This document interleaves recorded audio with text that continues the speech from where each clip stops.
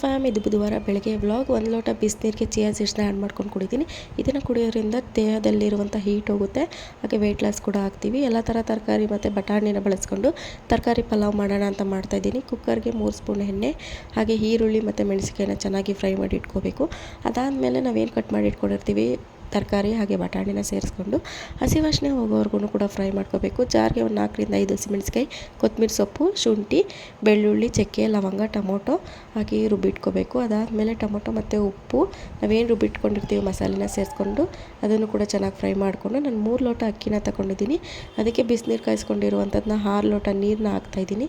ಚೆನ್ನಾಗಿ ಸ್ವಲ್ಪ ಕುದಿ ಬರೋವರೆಗೂ ಕೂಡ ಇಟ್ಕೊಂಡು ರುಚಿಗೆ ತಕ್ಕಷ್ಟು ಉಪ್ಪು ಹಾಕ್ಬಿಟ್ಟು ಮೇಲ್ಗಡೆ ಕೊತ್ತಂಬರಿ ಸೊಪ್ಪನ್ನ ಮುಗಿಸಿ 1-2 ವಿಜಲ್ ಕೂಗಿಸಿದ್ರೆ ಸಿಂಪಲ್ ಆ್ಯಂಡ್ ಟೇಸ್ಟಿಯಾಗಿರುವಂಥ ತರಕಾರಿ ಬಾತು ರೆಡಿ ಆಗುತ್ತೆ. ನಿಮಗೆ ಈ ರೆಸಿಪಿ ಇಷ್ಟ ಆದರೆ ಒಮ್ಮೆ ಟ್ರೈ ಮಾಡಿ, ತುಂಬಾ ಚೆನ್ನಾಗಿ ಬರುತ್ತೆ. ಇನ್ನೂ ನನ್ನ ಚಾನಲ್ನ ಯಾರೂ ಸಬ್ಸ್ಕ್ರೈಬ್ ಮಾಡಿಲ್ಲ, ಸಬ್ಸ್ಕ್ರೈಬ್ ಮಾಡಿ, ಹಾಗೆ ಲೈಕ್ ಮಾಡಿ. Thank you.